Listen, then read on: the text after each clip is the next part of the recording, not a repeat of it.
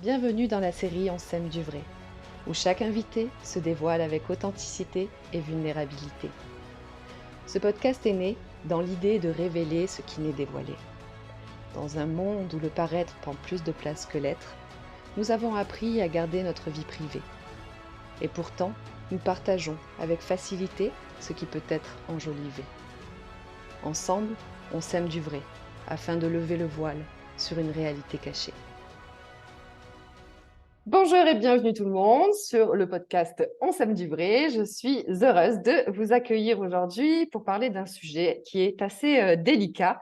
Et aujourd'hui, je reçois Stéphanie pour qu'elle nous partage son histoire. Stéphanie, elle a vécu une relation pendant 15 ans sous l'emprise de la personne avec qui elle vivait. Et c'est des choses qu'on ne parle pas forcément. Et on va en parler pendant ce podcast avec Stéphanie parce qu'on peut ne pas le voir arriver, on peut vraiment être dans ce côté où en fait on ne se rend même pas compte soi-même et après on ne sait plus comment faire. Et enfin, il existe mille et une raisons qui fait qu'on reste dans cette situation et qu'on a du mal aussi à en sortir. Et vous le savez, donc à cœur ouvert, c'est l'idée de vous partager ce qu'on ne voit pas à l'extérieur pour que vous puissiez savoir que vous n'êtes pas seul. Et Stéphanie va aussi nous partager comment elle est sortie de ça, au-delà de ce qu'elle a pu vivre. On sème du vrai. Hein, c'est vraiment là pour vous partager la partie immergée. Et vous avez le groupe en dessous de la vidéo, vous avez un lien. Il y a le groupe Facebook On sème du vrai. Ce groupe, il est là pour que vous puissiez déposer ce que vous avez à déposer. Et ça peut se faire de manière anonyme parce qu'on n'a pas toujours quelqu'un à qui parler. Donc, vous avez aussi ce groupe-là. Vous avez toutes les informations sous la vidéo. Donc, Stéphanie, bonjour, bienvenue. Merci à toi d'avoir accepté cette invitation. Merci Aurore de ton accueil. J'ai été super heureuse en fait que tu m'invites. Moi, je me suis dit, ouais, c'est génial en fait. On veut moi en podcast, c'est trop cool. Donc merci pour ton accueil. Merci à toi. Donc, écoute, je te laisse te présenter, voilà, en quelques mots, et puis directement, peut-être. Alors, pour ceux qui découvrent le podcast, hein, l'idée c'est de l'authenticité. Donc, je sais pas qu'est-ce que je vais poser comme question. Je sais, enfin, rien n'est prévu. Voilà, c'est du flow total et on va se laisser porter. Donc Stéphanie, voilà, de te présenter rapidement et puis de nous partager déjà comment ça a commencé et peut-être voilà, combien de temps tu es resté dans cette situation vraiment sans le savoir, vraiment dans peut-être même un déni, et à quel moment voilà, tu as commencé à t'en rendre compte et à quel moment tu as réussi, tu as commencé à vouloir en sortir et tout ça. Donc, je te laisse la parole. Ok. Ok, donc moi je suis Stéphanie, j'ai 8 ans à l'heure où on parle. J'ai deux enfants, une fille qui a 15 ans et demi et un fils qui a 12 ans et demi. Euh, je suis donc je suis séparée de fait depuis 3 ans et je suis séparée physiquement depuis 2 ans, à peu près 2 ans et quelques mois. Je suis rentrée dans cette relation, j'avais 19 ans donc j'étais jeune et lui il en avait 37. C'est pas un homme que je recherchais et je savais dès le départ que c'était pas du tout un homme avec qui j'allais faire ma vie, mais bon, les blessures émotionnelles de l'enfance, après coup, quand on les étudie, on se dit, mais en fait, c'était juste automatique, c'est juste normal, quoi. Donc voilà, et en fait, tout de suite, ça a été il a été très insistant tout de suite. C'est-à-dire qu'on s'est rencontrés au début septembre 2004 et on a emménagé ensemble le 15 décembre 2004. Voilà. Avec les mensonges du départ, que c'était un vieux garçon qui vivait chez sa mère, alors que en fait, il vivait chez sa femme et ses filles. Donc, il y a eu ces premiers mensonges-là, il y a eu les premiers mensonges sur son âge. Bon, qu'il a voulu se rajeunir 2 ans, donc c'est pas fou, mais il y a déjà ça. Le premier mensonge sur l'âge que j'ai découvert moi-même, en fait. Tous les mensonges que j'ai découverts, il ne me les a jamais avoués. Alors que je tendais des perches, parce que moi, je voulais vraiment je voulais une relation authentique, je voulais une relation sincère, je voulais un mec avec qui je pouvais parler avec les yeux, tu vois, le genre de relation où on est en connexion totale. Et bon, finalement, bah voilà, j'ai pas du tout trouvé ça. Euh, voilà, donc ça a duré 15 ans. donc de septembre 2004 à mai 2020. Bah voilà pour ça, mai 2020. Et en fait, j'avais commencé le développement personnel en février 2020 avec une coach. Et cette coach m'avait conseillé de lire un livre.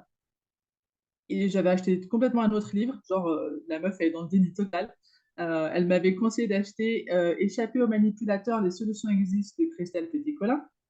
Et en parallèle, vu qu'on était dans un coaching de groupe, elle avait dit à une autre fille d'acheter le livre sur les hypersensibles. Et en fait, moi, j'ai acheté le livre sur les hypersensibles. Et quand j'ai commencé à le lire, je me suis dit, bah non, non, je me reconnais pas du tout là-dedans. Et du coup, je l'appelle et tout. Je dis, bah, c'est quoi le livre que tu m'as pas acheté? C'est pas ça. Elle me dit, non, non, mais c'est pas celui-là que je t'ai conseillé d'acheter. Ah bon? Ah oui, Et en vraiment, fait, quand j'ai c'était repris vraiment le contact, déni inconsciemment. Tu n'as même pas entendu le titre du livre. D'accord. et pour la petite histoire, j'ai eu un violentomètre dans les mains 2 ans avant de me séparer. Et j'ai aussi minimisé tout ce qu'il y avait dans le violentomètre. Donc oui, il y a eu un énorme déni, énorme déni. Et du coup, j'ai lu ce livre, donc je me suis séparée 5 jours avant le déconfinement. Euh, et puis, j'ai acheté le livre, je l'ai reçu, je l'ai lu, et quand je l'ai lu, j'ai littéralement pris une claque à chaque page. À chaque fois que je lisais une page, bim, et une page, bim, et une page, bim, et tu te dis, mais ça va jamais s'arrêter. Et donc voilà, donc j'ai été un peu anéantie, surtout qu'on vivait encore ensemble dans la maison à cette époque-là, donc il n'a pas du tout que je fasse en douce aussi. Parce que là, à ce moment-là, quand tu as lu le livre, donc le livre, on vous le mettra en barre de description. Quand tu as lu le livre, donc en fait, pendant 15 ans, à aucun moment tu t'es dit il faut que je parte. Vraiment, le déclic, il est venu 15 ans après? Alors, le déclic, il est venu 2 ans avant, enfin à peu près un an avant la séparation, enfin la définitive, parce que j'ai quand même essayé de quitter 2 fois avant. Le déclic, je sais même pas s'il y a un jour un déclic qui s'est passé, mais il y a un moment où moi, physiquement, j'étais en train d'étouffer, c'est-à-dire que je sentais une main qui m'étouffait et du coup, j'avais vraiment du mal à respirer et je commençais vraiment à suffoquer dans le cerveau et dans mon corps. Moi, j'avais repéré tous ces travers, c'est-à-dire le complexe d'infériorité, le problème avec l'argent, le problème avec le bonheur. C'est impossible d'être heureux à l'extase, quoi, c'est juste pas possible. Euh, le syndrome de Calimero, c'est jamais de sa faute, le déni de responsabilité, l'enfance malheureuse, les mensonges du début. Enfin, je veux dire, j'avais tout. Enfin, je veux dire, j'avais tout. J'avais tout le puzzle, en fait, si tu veux. J'avais tout le puzzle. Et j'avais jamais mis de mots pour assembler tout ça. Et je me disais, mais c'est pas possible qu'un seul être humain puisse porter autant de malheur en lui, quoi. Hmm. Donc voilà, c'est vraiment c'est le livre, en fait, ça a été le puzzle qui s'est constitué pièce après pièce, page après page. Et je me suis dit, mais waouh, quoi. Et heureusement, et c'est là où c'est important, c'est que heureusement que ma décision était définitive parce que c'était la troisième tentative. Et là, j'étais vraiment décidée à ne plus vivre ça. Parce que si j'avais lu ça avant, je ne suis pas sûre que je serais partie, en fait. Hmm. D'accord. Et pendant tout ce Voilà. temps, Et qu'est-ce j'avais que... essayé, mais je sais. Ah, pardon, je croyais que tu avais fini. Non, vas-y, vas-y, vas-y. Ok, ok. Pendant les 15 ans, euh, toi, à ce moment-là, tu te croyais heureuse ou tu te savais un petit peu être l'ombre de toi-même? Comment ça s'est un peu passé pendant ces 15 ans? Qu'est-ce que c'est en fait qui te faisait... comment étaient globalement tes 15 ans? Alors en fait, au début, alors déjà, moi, dès le départ, je savais que c'était pas un mec pour moi, mais bon, on est aussi attiré par ce qu'on vibre, hein. Il y a une blessure émotionnelle qui vibre et du coup, bon, on est quand même aspiré par ça malgré nous, j'ai envie de dire. Parce que moi, vraiment, consciemment, j'avais l'impression d'être maître de ma vie. J'avais la sensation d'avoir assez confiance en moi et d'avoir de l'assurance. En plus de ça, j'ai un caractère de merde, donc je suis assez forte de caractère, donc on ne peut pas me la faire à l'envers. Et c'est ça qui m'a fait tenir, en fait, cette force de caractère. Et en fait, au début, toujours, il y a des petits trucs, des petits pics, des petites crises de jalousie, des petites réflexions, mais on n'en tient pas vraiment compte et parce que derrière, il y a des excuses, il y a du c'est bon, je ne recommencerai pas, ou alors c'est bon, tu sais pas rire ou quoi. On reste vraiment malgré nous, en fait. C'est bien ça que je retiens. Et puis, je crois que moi, étant donné que j'avais un fort caractère, j'avais assez de force pour vivre cette histoire-là, jusqu'à 2 ans avant la séparation. En plus de ça, on a vécu, donc moi j'ai vécu une IVG parce que la première grossesse que j'ai eue avec lui, je me suis dit mais c'est juste pas possible d'avoir un gosse maintenant, et puis voilà. Mais ça s'est passé assez vite pour moi, c'est quelque chose qui a été assez clair dans ma tête.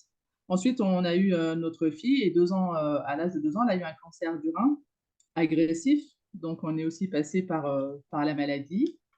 Pendant la maladie, j'ai été enceinte de mon fils.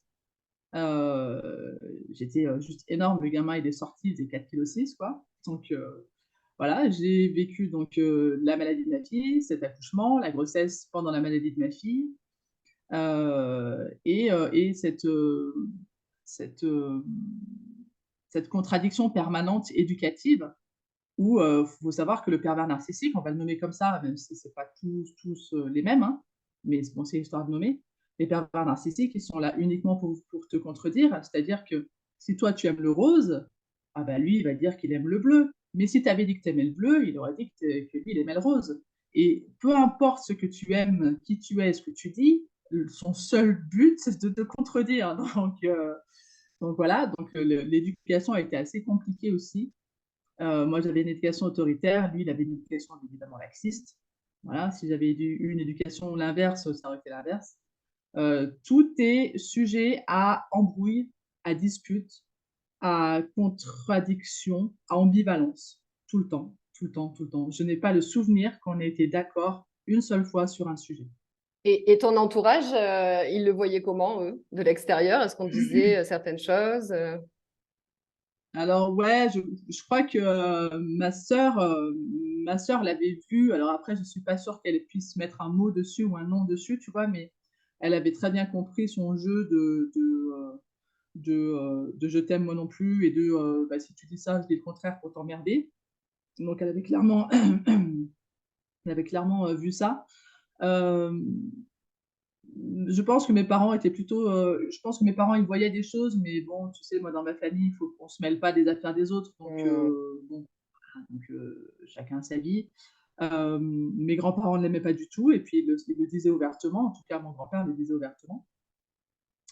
Donc, oui, oui, les gens savaient à qui ils avaient affaire. Maintenant, ça passe tellement il s'est tellement bien joué de ses charmes Hmm. et de son bagou qu'il passe pour le mec immature, mais juste parce qu'il fait le rigolo, quoi, parce que tu vois, il a un truc à cacher, du coup, bah, il fait le mariole. Hmm. Donc voilà, et il y a souvent des copines qui me disaient bah, heureusement que tu es là pour éduquer les gamins, quoi. Ah bah Hmm. merci, c'est au moins ça, quoi.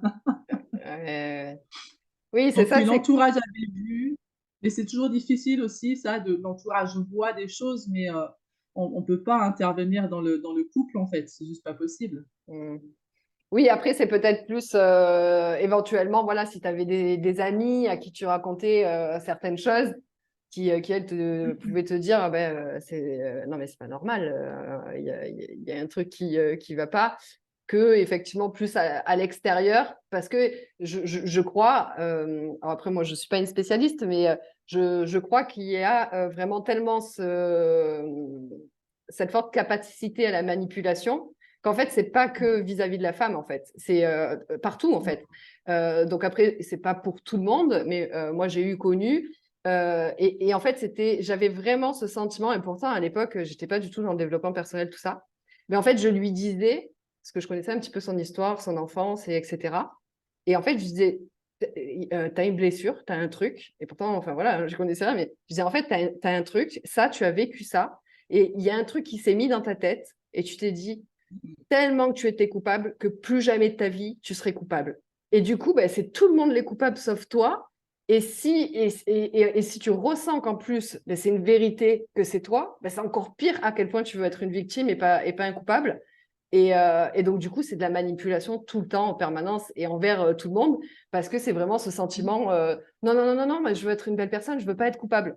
Donc, c'est même pas fait exprès, hein. De toute manière, je veux dire, moi, j'ai la croyance qu'il n'y a pas de personnes méchantes, il y a que des personnes blessées. Alors, après, ça, c'est ma croyance qui se partage ou pas, mais je crois Oui, bien que sûr. on peut pas faire des choses atroces à quelqu'un, physiquement, moralement, etc., si t'es pas cramé de l'intérieur. On les a pas vécues nous-mêmes. Pour moi, c'est pas possible. Il faut vraiment souffrir pour faire du mal.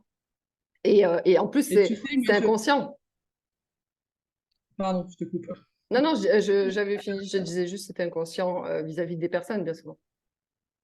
J'ai créé du coup une conférence sur les pervers narcissiques pour les démystifier, pour comprendre le processus de l'emprise et puis pour savoir aussi comment nous, on peut s'en sortir.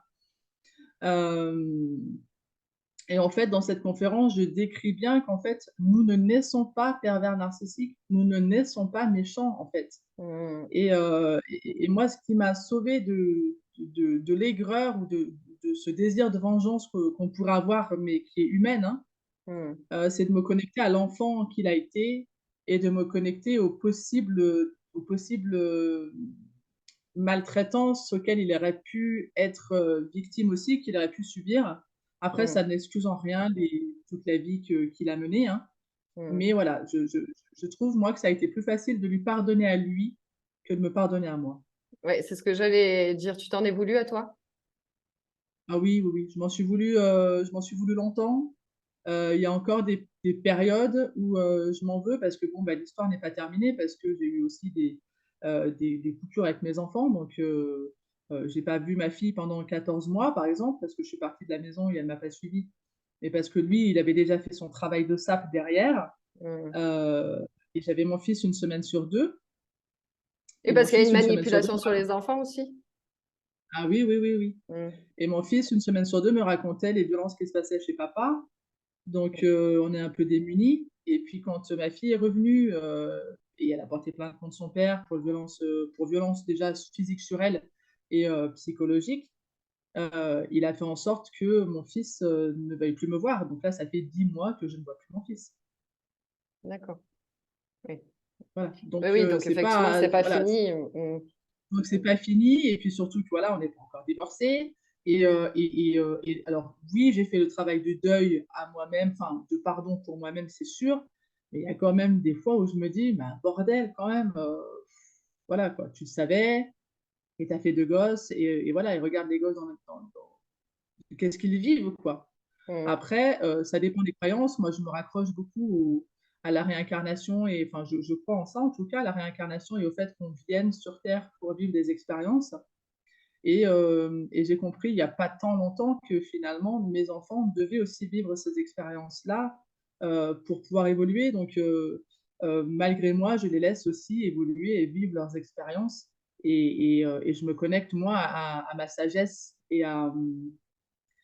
ouais, à ma sagesse et à mon savoir, finalement, et tout le développement et à ma connaissance de moi-même, finalement, et de leur Mmh. faire confiance. J'ai confiance en la vie, j'ai confiance en eux, et il arrivera ce qu'il a arrivé parce que dans mes croyances, on est venu s'incarner pour vivre des choses, et on ne les vit pas par hasard. Donc, Mmh. ils en ressortiront plus forts euh, plus tard. Voilà, moi je suis leur phare dans la nuit, et je crois de plus en plus que si je me suis incarnée, c'est aussi en grande partie. Il y a des fois, je me dis, mais waouh, en fait, qu'est-ce que tu fous là? Mais non, en fait, je crois que je me suis incarnée aussi pour aider mes enfants à traverser ces épreuves.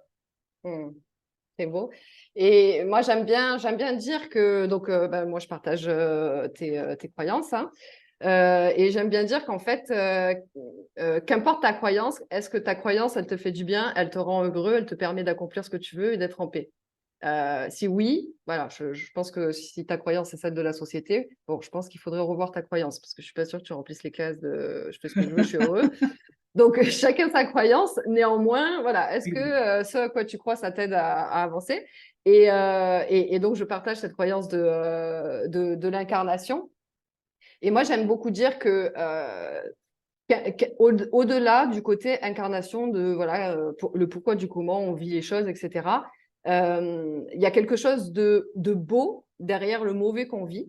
parce que une femme qui a été violée, une maman qui a perdu son enfant à 4 ans de leucémie, etc., en fait, je crois qu'on vit les choses aussi pour le monde. Alors, ça peut paraître fou pour certaines personnes, mais aujourd'hui, s'il existe des associations pour les femmes victimes d'abus sexuels ou des associations pour les enfants atteints de leucémie, ou comme toi, qui du coup fait des accompagnements avec les pervers narcissiques et cette emprise du masculin, on ne peut pas le faire si on ne l'a pas vécu. Et, Exactement. et donc, je crois que aujourd'hui, alors le pourquoi du comment on en est arrivé là, on en est arrivé là, on est ici, voilà, c'est comme ça. Et donc, du coup, le fait, on en est arrivé là, il faut trouver des solutions. Bon, tiens, allez, toi, tu vas t'incarner, tu vas le vivre et tu pourras les aider parce que tu auras compris. Voilà, donc ça, c'est C'est ça. un petit peu ma croyance. Et c'est vrai que ça apaise, je trouve, d'avoir ce genre de croyance-là. Et dernièrement, j'ai fait un podcast sur comment j'ai libéré définitivement ma blessure d'abandon. Et notamment, il y a cette notion avec les hommes beaucoup, parce que vu que je pensais que mon père m'avait abandonné. Et en fait, j'ai toujours recherché, en gros, le mec qui ne me veut pas, j'en veux. Je veux lui, parce qu'en fait, c'est un peu à travers, je recherche mon père, et le mec qui veut de moi, j'en veux pas. C'est pas mon père, en fait, finalement, si tu veux de moi, parce que mon père ne voulait pas de moi. Bref, tout un tas de trucs, j'explique tout ça dans ce podcast-là. Et en fait, jusqu'au jour où j'ai réalisé que en fait, j'avais pas du tout la blessure d'abandon. C'était une illusion que je me suis créée toute ma vie. Parce qu'en fait, mon père m'a pas abandonnée. Il était juste tellement blessé qu'il pensait que j'allais être plus heureuse sans lui qu'avec lui. Et moi, j'ai basé ma vie et ma construction à travers tout ça. Et donc aujourd'hui, j'ai aucun pardon à faire ni à moi, ni aux gens que j'ai rencontrés, ni à mon père. Parce qu'en fait, pardonner, c'est accepter que du coup, tu m'as créé du tort. Et en fait, si je le vois plus sur, tu m'as permis de vivre une expérience et de me libérer de ce dont j'avais besoin de me libérer. En fait, j'ai plutôt à te remercier, à me remercier d'avoir vécu et surtout d'avoir pris conscience de ça. Et donc finalement, il n'y a plus de pardon à avoir. Donc voilà un petit peu. Alors après, ça ne parlera pas forcément à tout le monde, hein, mais si ça résonne avec vous, ça peut être aussi une piste à explorer. Parce que le pardon, la culpabilité, c'est vraiment quelque chose de terrible, en fait, qui peut énormément nous affecter. Et j'imagine que voilà, tu en as beaucoup fait l'expérience. Oui, oui, oui, j'en ai fait expérience et avec ma fille, avec mon fils, avec lui. Et alors oui, je crois, j'ai, du coup, pour répondre à tes questions, oui, je crois que mes croyances me font du bien parce que en fait, moi, il y a 3 ans, je ne croyais pas en la vie. C'est-à-dire avant la vie, il n'y avait rien. Après la vie, il n'y avait rien. On est, on vit, on meurt et c'était tout. Et, et en fait, le fait d'avoir pu croire à cette réincarnation, ça m'a réconcilié avec la mort déjà. Mm. Et ça m'a aussi réconcilié avec ma mission de vie et avec le fait que j'étais pas là pour rien finalement et que j'avais des missions à accomplir et que mon histoire fait partie de ces missions et que mon histoire va permettre à mes enfants de ne pas reproduire, ou en tout cas j'ai envie de dire d'abolir ce Mm. genre de relation toxique, même si c'est peut-être utopique, je ne sais pas. Mais Mm. ouais, d'abolir ces relations et d'abolir la violence dans le monde, quoi qu'il en soit, quoi. Oui, parce que pour certaines personnes, certaines croyances peuvent être non, mais c'est complètement délirant, ce à quoi tu crois, etc. Et c'est vraiment cette notion de est-ce que ça te fait du bien ou pas? Par exemple, croire en la réincarnation, c'est pas du tout croire en Dieu. Moi, personnellement, je crois pas en Dieu. Ça me dérange. J'ai l'impression d'avoir un gros monsieur sur un nuage, tout barbu. Et pour moi, ça, c'est le Père Noël, c'est pas Dieu, tu vois. Donc, ça me dérange. Et pour moi, il y a vraiment un truc de. La religion, c'est voilà, il y a une forme de dictature et entre guillemets, voilà, entendez-le, tant pis comme vous le souhaitez, mais il n'y a pas une liberté. Je trouve qu'on perd quand même notre liberté parce que du coup, on doit quelque chose à Dieu, alors que la spiritualité, c'est on co-crée avec la source. C'est deux choses qui sont quand même bien différentes. Mais finalement, en fait, qu'importe, même si on viendrait à croire en la religion, alors c'est pas le sujet du podcast, hein, mais juste pour dire que, en fait, est-ce que à quoi je crois, ça me permet de sortir du deuil, ça me permet de sortir de ce que je traverse?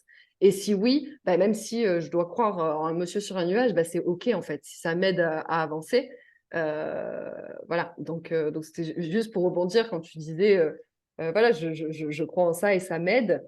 Et effectivement, aujourd'hui, donc tu as créé des accompagnements, c'est ça, pour aider les femmes? Oui, c'est ça.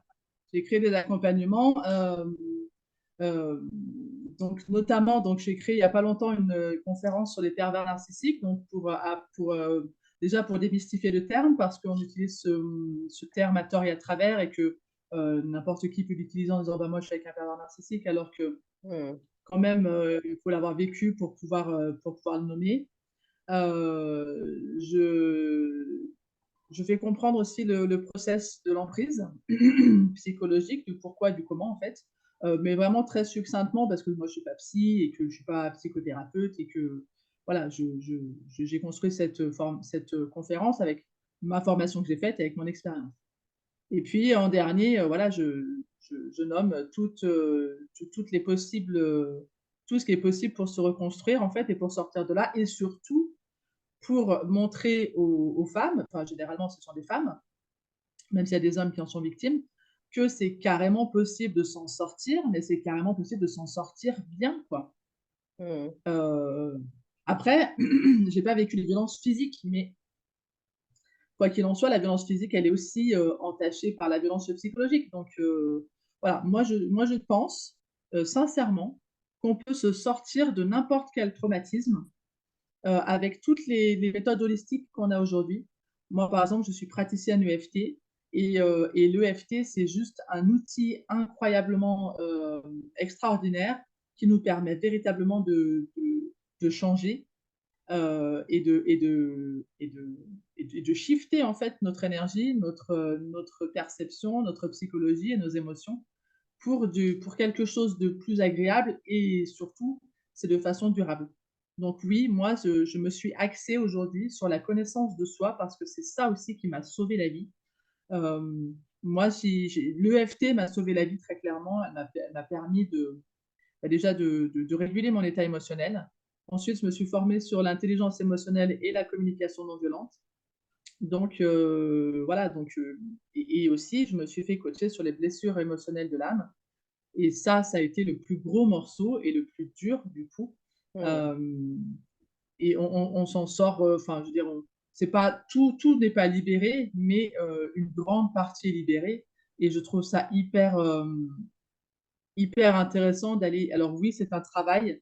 Voilà, mon accompagnement, il s'appelle le parcours initiatique, mais parce que nous sommes dans une vie où on doit expérimenter des choses, nous expérimentons la vie et du coup, ben, autant le prendre de façon fun en nous connaissant nous-mêmes, en connaissant les outils pour avancer. Parce que si on ne connaît pas les outils, on va juste ramer et continuer à vivre des relations comme celle-là, parce que c'est le sujet du podcast. Hmm. Oui, c'est super important. Moi, donc, ben, comme tu sais, j'utilise le breathwork, mais qui est finalement, ben, comme le FT, quelque chose qui travaille sur l'inconscient. Et moi, je ne peux pas utiliser que le breathwork. C'est vraiment magique, c'est puissant, tout ce qu'on veut. On peut vraiment libérer des choses. Mais dans ton quotidien, au quotidien, si tu ne prends pas conscience de certaines choses, façon de penser, de croire, de voir, de ci, de ça, ben en fait, oui, tu peux retomber dans certains schémas, peut-être pas autant parce que tu auras libéré certaines choses, mais donc c'est vrai que c'est important de travailler sur les deux. Et j'avais une question, par ton expérience justement, parce que en fait là, eh bien, je pense, je ne sais pas, je vais faire une supposition, je pense que les personnes qui vont écouter ce podcast, c'est notamment des personnes qui savent qu'elles ont été avec un pervers narcissique ou qu'elles sont avec un Oui. pervers narcissique, qu'elles le vivent, qu'elles sont sur la fin ou que c'est fini. Mais une personne qui est Ouais. vraiment là-dedans, elle n'ira pas écouter ce podcast parce qu'elle ne le voit pas. En tout cas, c'est ma croyance. Et donc, pour une personne qui écouterait ça et qui peut-être aurait une amie ou quelqu'un, parce que parfois on peut voir des situations et de se dire non, mais c'est pas possible, elle sort de là. Mais quand la personne, pour elle, elle est dans le déni, elle le voit pas du tout, qu'elle est dans ses blessures. Toi, si à l'époque on t'aurait dit non, mais il te contrôle, hein, en plus avec un fort caractère, ah, pas du tout, j'imagine. Ah, mais pas du tout, c'est moi qui contrôle ma vie, c'est pas lui, quoi. Voilà, c'est ça. C'est pas lui qui me contrôle. Et on peut pas changer les gens, hein, on peut pas, voilà.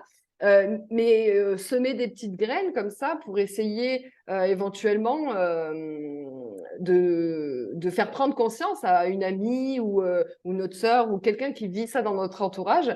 Qu'est-ce que toi, de ton expérience, tu pourrais dire que conseiller? Je ne sais pas si je suis claire dans ma question. Si, c'est très clair parce que c'est un point aussi que j'annonce dans ma conférence.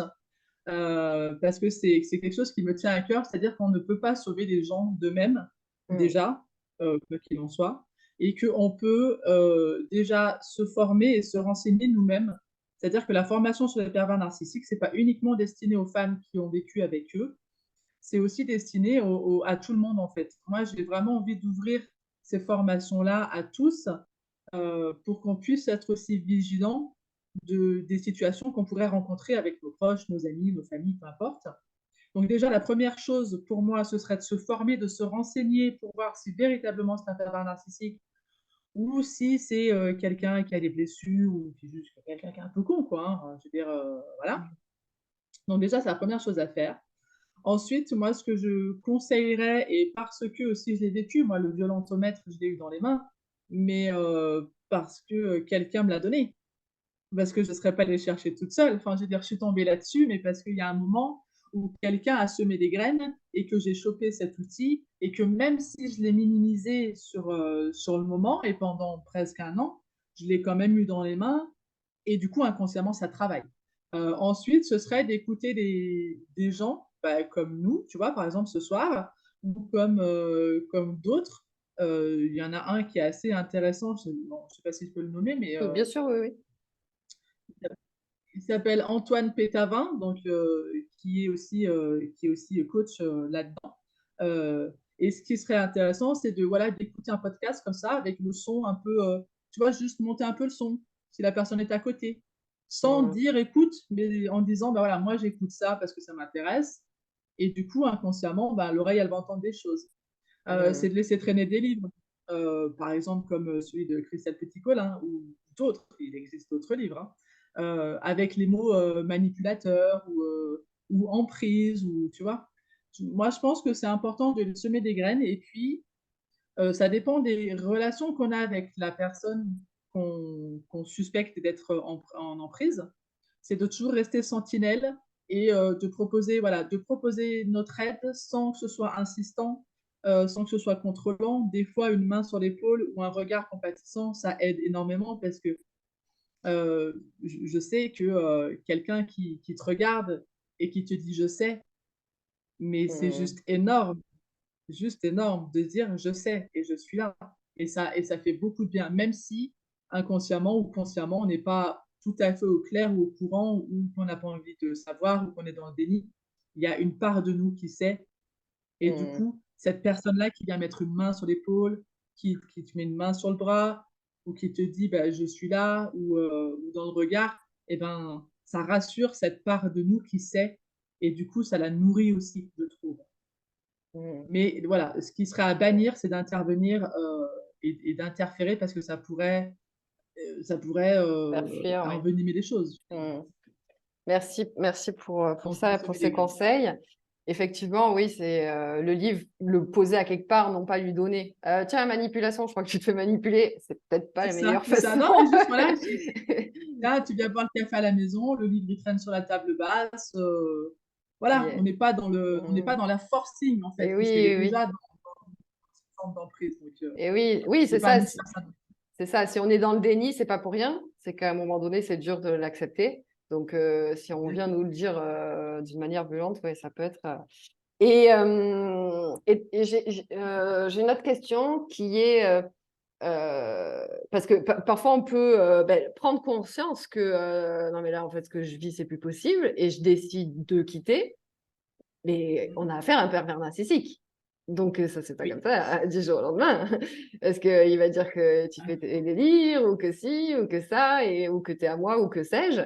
Et donc du moment où on commence à prendre conscience d'eux, comment on passe à l'action avec quelqu'un qui, en fait, vient nous mettre des doutes ou voire même, selon les relations, vient nous faire peur. Hmm. Alors, moi, je vais déjà raconter mes tentatives de séparation, c'est-à-dire en septembre 2018, il part faire une mission à 400 km de chez nous pendant 2 mois. Donc, ça veut dire il part la semaine et revient le week-end. Moi, à ce moment-là, j'ai eu beaucoup de mal à reprendre le dessus avec mes enfants, parce qu'évidemment, l'éducation étant contradictoire, mais je j'ai pas l'éducation que je voudrais avoir avec mes enfants. Donc, je le fais remonter généralement, je le fais remonter pendant 3 semaines le mercredi. Donc, il remonte le mercredi soir et il repart jeudi matin, tu vois. Et du coup, ça l'a conforté dans le sens où j'avais besoin de lui, finalement. Donc, il est parti serein. Et finalement, au bout de 3 semaines, moi, j'ai pris carrément mes aises et j'ai compris que j'arrivais très bien à vivre sans lui et qu'en plus de ça, le lien avec mes enfants était beaucoup plus serein. Donc voilà. Et à ce moment-là, j'ai compris que c'était plus possible. Sauf que je ne savais pas comment sortir parce que j'avais aucune. Et puis, je suis toujours dans le déni que c'est une personne toxique. Et puis, moi, je suis quelqu'un d'assez utopique et je me dis, mais en fait, ça va le faire, quoi. Et finalement, en mars 2019, on voit bien, enfin, je vois bien que la relation est sur le déclin. Je veux dire, un aveugle le verrait, tu vois. Mmh. Et donc, je lui en parle et tout. Et je lui dis en mars 2019, je lui dis que voilà, que c'est plus possible, tu vois bien, on n'y arrive pas. Je fais toujours les mêmes reproches, enfin bref. Et finalement, on part pas parce il y a des tentatives de manipulation qui sont, ne dis rien à personne, je vais faire en sorte que la maison elle te revienne. D'accord, Mmh. bon, là, et là, tu te dis, mais il veut dire quoi en fait? Le mec, il va se suicider parce que je le quitte. C'est juste insupportable de penser qu'on puisse être responsable, entre guillemets, de la mort de Mmh. quelqu'un, alors que j'ai compris bien après que je n'étais responsable que de moi-même et que s'il voulait mettre fin à ses jours, c'était son problème. Mmh. Euh, voilà. Ensuite, on reste tant bien que mal. Sur ces entrefaites, moi, j'ai rencontré quelqu'un, c'est un ami, enfin un pote de collège, qui va me sauver la vie, très clairement. Parce que à cette époque-là, moi, j'ai 10 kilos en trop, je me sens complètement inculte, je me sens complètement inintéressante, je me sens bête, je n'ai pas de sujet de conversation. Euh, voilà, donc je me sens grosse, laide, moche et inintéressante. Et le gars, je pense que ça fait partie de ma famille des âmes sœurs et qu'il était là sur mon chemin, pas pour rien. Et donc, il me montre que ce que je souhaite dans une relation existe pour de vrai. Et je passe un été un peu sur mon petit nuage, même si on se voit jamais presque en fait. C'est pas une relation à proprement parler, mais voilà. Et ça me donne de la force en fait pour continuer cette vie quand même. Et puis au mois d'octobre 2019, j'ai fait un week-end solo. Euh, et je lui fais croire que je pars avec une copine parce que sinon il m'aurait fait tout un speech, enfin bon bref, de jalousie, je sais pas quoi. Et quand je rentre, je lui dis, mais tout va bien en fait, c'est pas possible, on n'est pas heureux, on n'est plus amoureux, ça sert à rien de continuer. Et là, il se passe qu'on est 2 mois avant Noël et lui, voilà, il fait son Calimero, quoi, que c'est pas normal, que machin, bref. Et moi, je me dis, mais je peux pas me séparer maintenant, pas avant Noël. Donc déjà, tu as plein de croyances qui te disent que tu peux pas te séparer parce que ceci, tu peux pas te séparer parce que c'est Noël, tu peux pas te séparer parce qu'il va me Mais suicider, tu peux oui. pas te séparer parce qu'il va péter de travers. Non, mais il y a un moment où voilà, quoi. Et en Mmh. fait, je crois bien quand même que ce qui m'a déterminée à la dernière séparation, déjà, c'est parce que moi, j'avais commencé le développement personnel. Donc, Mmh. j'avais commencé à parler de lâcher prise, d'acceptation, d'amour de soi, de respect de soi, enfin, tout ça. Et en amont, j'avais aussi commencé à faire un peu de yoga parce que j'avais vraiment cette colère-là sourde qui était prête à exploser. Et il y a eu le confinement, et quand il y a eu le confinement, on a fait chambre à part. Et parce que lui, déjà, ça faisait 2 ans que je voulais partir. Le mec, il est pas con. Enfin, je veux dire, il avait déjà commencé à tâter le terrain ailleurs, tu vois. Euh, et puis, 5 jours avant le déconfinement, je me suis dit, mais c'est pas possible, il va revenir dans le lit. Et puis non, en fait, c'est plus possible. Et il y a un moment où le déclic, il est peut-être.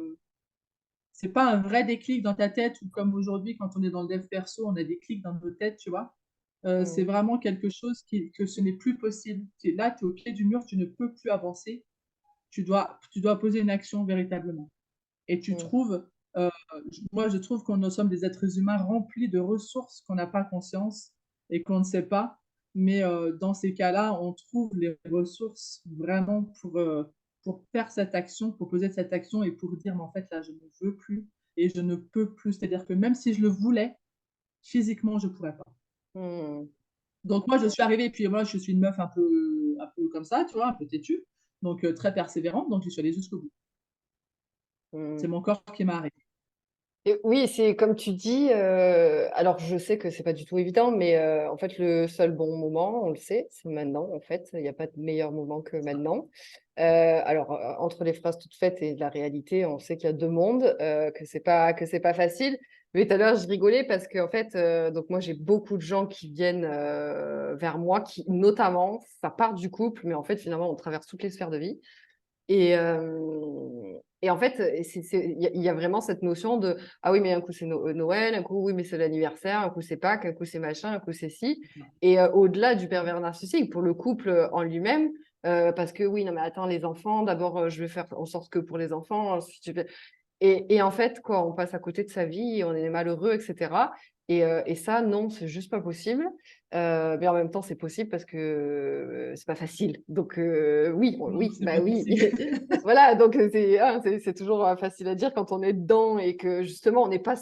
Moi, aujourd'hui, j'ai cette capacité où, ah non, mais stop, là, non, là, tu t'empiètes mes limites. Enfin, c'est même pas en fait quelqu'un qui viendrait. Non, bah, en fait, je t'attire même plus, tu vois ce que je veux dire? Mais, C'est ça, on les attire plus en fait. Une c'est fois qu'on ça. se connaît, une fois qu'on a appris à se connaître, une Mm, fois qu'on a, je pense qu'au-delà d'apprendre à se connaître, parce qu'il y a, pour moi, il y a deux choses essentielles, c'est la connaissance de soi, donc en termes de fonctionnement, de psychologie, d'habitude, de pensée et l'émotionnel. Il y a ça qui est hyper important et moi, ma grande vision, c'est que le dev perso soit une matière à l'école, tu vois, maintenant quoi, j'aimerais. mm. Et il y a aussi cette histoire de blessure émotionnelle de l'enfance, ou des blessures de l'âme, on les appelle comme on veut, qui c'est hyper important pour moi Oui, les de travailler libérations. ces Mm, blessures-là, bien sûr. Mais mm, même si c'est un travail, on va pas se mentir, hein, c'est pas une partie de plaisir, mais c'est juste nécessaire en fait, parce mm, que ça nous permet de nous connaître encore mieux mm, et mm. de énergétiquement et émotionnellement de ne plus attirer ces personnes. Oui, c'est ça, tout à fait. Très clairement. Donc après, c'est ça, c'est que là, aujourd'hui, enfin, quand on commence justement un travail personnel, qu'il soit voilà, dans le développement personnel et ou spirituel, il y a une facilité après qui se crée dans nos décisions, dans nos switches, dans notre attraction, etc. Et donc, ben, même si c'est une décision pas facile, on arrive à la prendre parce qu'on sait que c'est le meilleur pour nous.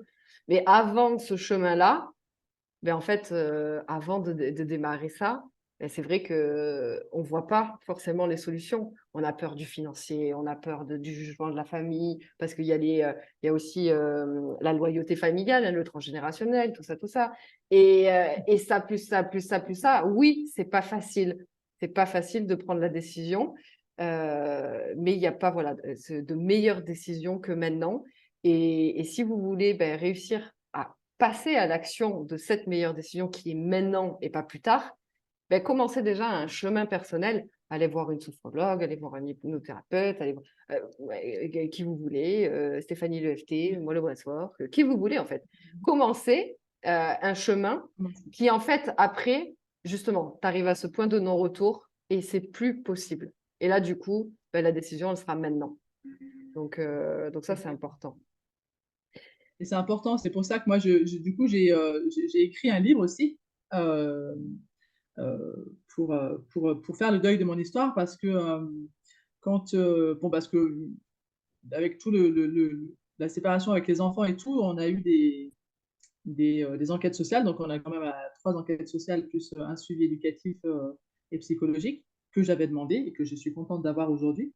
Euh, et en fait, quand on a eu la troisième enquête sociale, moi, je me suis effondrée lors du premier rendez-vous avec les éducatrices et je me suis dit, mais en fait, t'as pas fait le deuil de ton histoire, quoi. On est là 2 ans après et t'as pas fait le deuil, quoi. C'est pas possible, c'est encore trop fragile et trop, tu pourras pas avancer.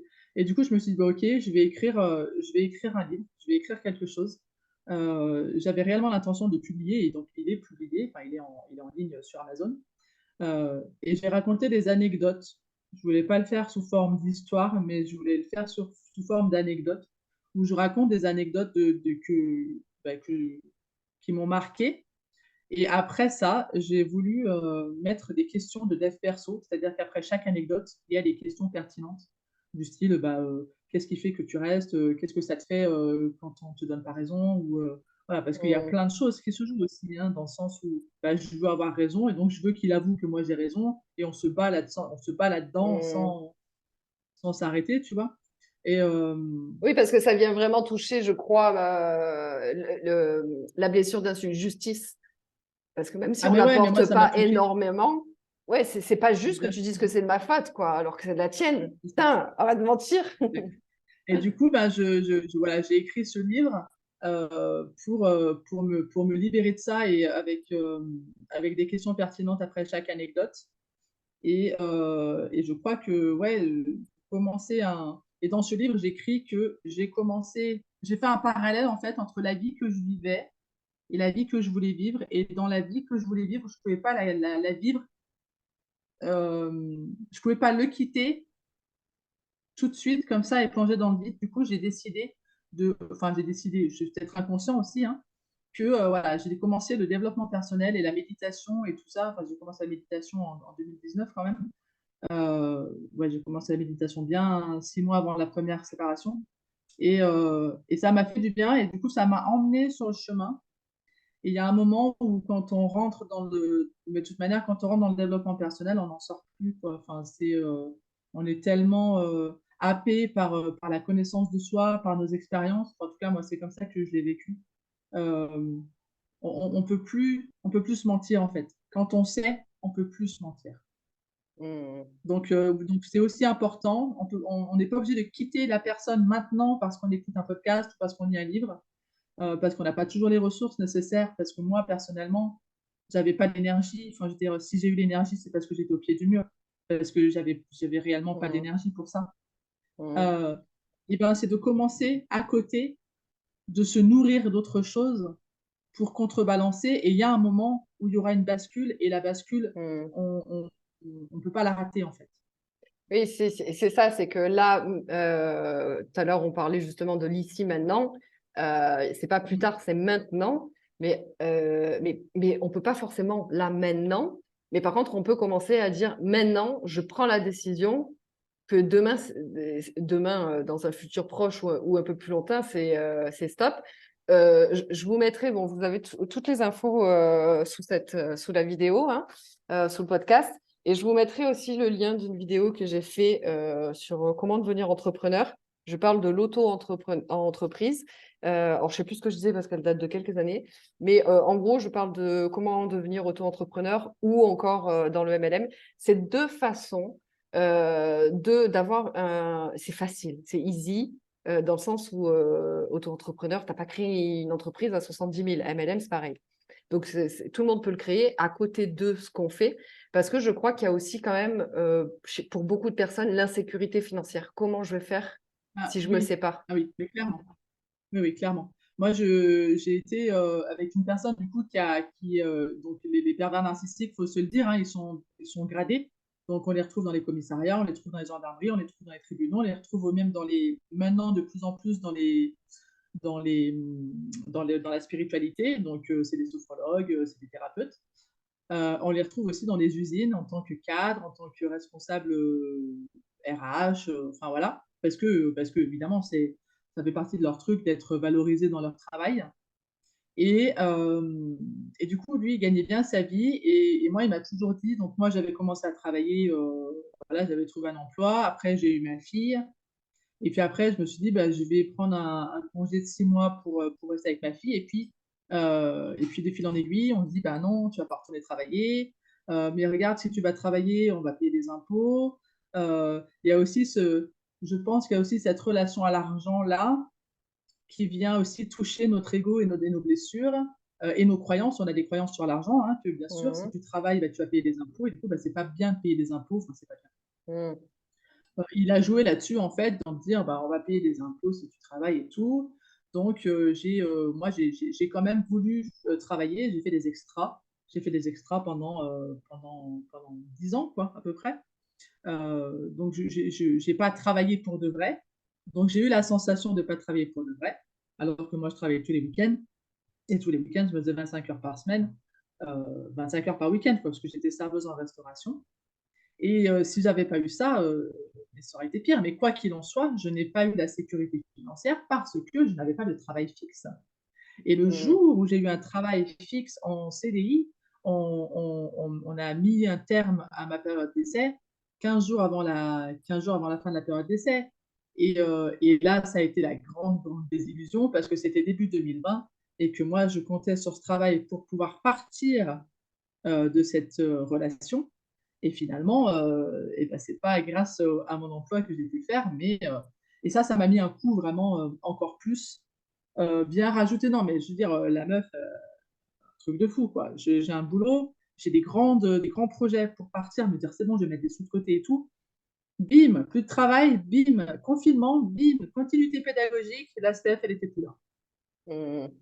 Donc oui, oui, l'aspect financier, il est là, et donc c'est important aussi de, parce qu'autant les pervers narcissiques sont intelligents, entre guillemets, parce qu'ils sont malins, euh, autant si on arrive à bien faire les choses, on peut s'ouvrir un compte en banque quelque part, ne pas laisser traîner les papiers, avoir tout dans sa tête et mettre de l'argent un peu de côté quand on peut. Et voilà, donc il Mm. faut savoir aussi, nous, être maline Ouais. et faire ça, quoi. Et Mm. moi, il savait, en fait, il savait, moi, mon argent, l'argent que je me faisais les week-ends, je le mettais dans une enveloppe de côté. Il savait pas exactement combien j'avais, mais il se débrouillait toujours pour le savoir. Et quand il le savait, bah, il faisait en sorte qu'il fallait qu'on achète un gros truc pour que je n'ai plus accès à cet argent, quoi. Mm. D'accord. Oui, parce que tout à l'heure, quand je parlais de cette notion d'argent, c'est vrai que je voyais ça de, en gros, je travaille, ben aujourd'hui, oui, on sait que oui, ben, un SMIC, c'est pas non plus des cents et des mille. Donc, ben, tout de suite, on se dit, attends, il faut que je vende la maison, machin, que je loue un appart, j'ai deux enfants, du coup, le loyer, il va être, attends, tiens, le SMIC, je vais pas m'en sortir. Donc, ça peut créer des peurs, Ouais, et c'est ça. etc. Donc, moi, j'étais plus dans, bah, si tu as déjà là maintenant un travail, et que observe tes peurs, regarde le pourquoi tu veux pas passer à l'action. Si tu as déjà compris que il fallait y changer quelque chose, bah, c'est de commencer des actions dès maintenant à trouver une solution à côté d'eux. Et c'est vrai que j'avais pas pensé que effectivement le pervers narcissique peut aussi carrément te couper de genre non mais du coup tu n'as même pas de travail en fait, tu n'as même pas un Non, SMIC. tu n'as pas de travail. Tu pas de travail. En plus de ça, tu as une estime de toi-même déjà personnelle qui commence à se dégrader. Mais en plus de ça, tu as une estime professionnelle qui se dégrade. Et même si moi, je suis restée 5 ans dans un restaurant, le gars, il m'avait dit, mais Steph, tu es faite pour avoir un restaurant toi-même. T'es faite. Et en fait, euh, ça aide pas, enfin, ça aide pas nous. Ça m'aide en fait, ça m'a aidé à un moment donné de me dire en fait, oui, je suis professionnelle, mais à aucun moment, moi, je suis serveuse, enfin, j'étais serveuse, j'avais une qualification de manager dans la pratique, et sur ma fiche de paye, je suis serveuse échelon 1, quoi. Mmh. Parce que l'estime que j'avais de moi ne me permettait pas de demander des augmentations, ne me permettait pas d'évoluer professionnellement. Donc oui, moi j'aurais pu, mais j'aurais pu. Des CDD, j'en ai eu. Puis il y a aussi cette inconsciemment cette histoire de je veux pas m'engager en fait. Je suis déjà engagée dans une relation sous emprise parce qu'inconsciemment on le sait. Hein. Moi très clairement depuis le début je le sais. Euh, Sauf que j'avais pas mis les mots dessus. J'ai jamais voulu m'engager avec un patron. Jamais. Il était hors de question que je signe un CDI. La seule moment où j'étais d'accord pour signer un CDI, c'est le dernier emploi que j'ai eu avant de le quitter, qui a été squeezé par, voilà, par la chef. Mais voilà. Mmh. Donc oui, je pense qu'il y a de ça aussi, on est déjà sous emprise quelque part, et moi, j'avais pas envie d'être sous emprise. Moi, j'ai quand même un besoin de liberté qui est viscéral. Mon âme, elle crie la liberté depuis que je suis née, presque, peut-être. Euh, et c'était pas possible d'être sous emprise d'un patron ou enfermé dans un, dans un travail duquel je pourrais pas en sortir que par démission et du coup, ben, pas avoir d'aide et tout ça, quoi. Donc, Mmh. vu que j'étais déjà sous emprise, je voulais pas non plus être engagée dans un travail. Oui, oui, oui. Oui, c'est fou, hein, parce qu'on sait, euh,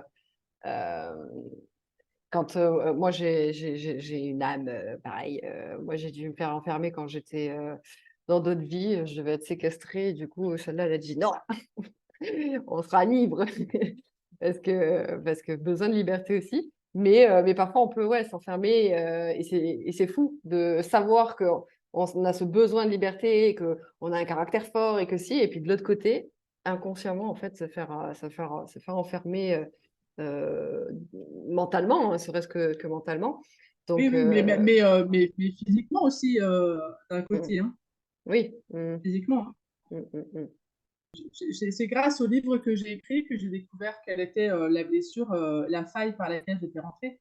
mm, Donc, ça a été aussi libérateur d'écrire ce livre et de pouvoir mettre des mots mm, sur le pourquoi du comment finalement. Parce que je cherchais, autant je savais comment était le pervers narcissique, comment rendre en sorte de relation, tout ça, et j'arrivais pas à mettre le doigt véritablement sur la faille, le petit bouton qui fait que, et je l'ai trouvé en écrivant le livre en introduction quand je parle de mon éducation. mm. Oui, pour Voilà, moi, tout débute dans l'enfance. exact. Est-ce que, avant qu'on clôture, est-ce que tu aurais voilà, un message ou un conseil à passer avant qu'on clôture? Le seul conseil que je pourrais donner, c'est véritablement d'apprendre à se connaître vraiment, de commencer. Il y a pas de petit, il n'y a pas de grand pas en fait. Il y a pas de, on a tous des visions et que si tu commences à faire le premier pas, un pas, aussi petit soit-il, aussi minime penses-tu qu'il soit, fais-le. Juste passe à l'action. Tu vas pas pouvoir faire tout d'un coup, c'est certain, Hmm, mais fais-le. Voilà, fais-le et surtout, voilà, forme-toi, intéresse-toi, sois curieuse, sois curieux, mais ne reste pas dans le déni comme ça et fais-toi aider surtout. Parce que c'est aussi une force, c'est pas une faiblesse de se faire aider. Au contraire, c'est une grande force et c'est ce que j'ai découvert aussi moi, parce que moi, j'ai quand même été élevée avec une figure grand-paternelle qui me disait tu lèves la tête et tu marches droit quoi qu'il arrive. Je peux te dire que hmm. quand on a commencé à me parler de vulnérabilité en dev perso, je leur ai dit vulnéra quoi? Non, non, non, moi je reste debout, je reste droite. Donc ça a été difficile aussi de demander de l'aide et Hmm, il y a un moment, c'est important de mettre son ego de côté, sa fierté de côté et hmm. tout ce qu'on peut croire de côté et de Et, s'abandonner à l'aide qu'on pourrait demander hmm, parce que je vous assure que derrière, mais derrière toutes les peurs qu'on tisse, il y a une liberté incroyable et la vie, elle est vraiment, vraiment belle et elle vaut vraiment d'être vécue. Donc, ouais, forme-toi, instruis-toi et connais-toi. super, bah écoute, merci beaucoup pour tout ton partage, pour cette transparence, tous ces conseils.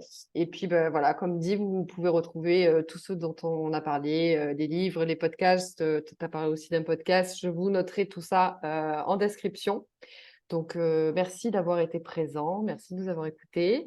Je vous embrasse bien fort et je vous dis à plus tard pour un prochain épisode. Merci Stéphanie. Merci à toi.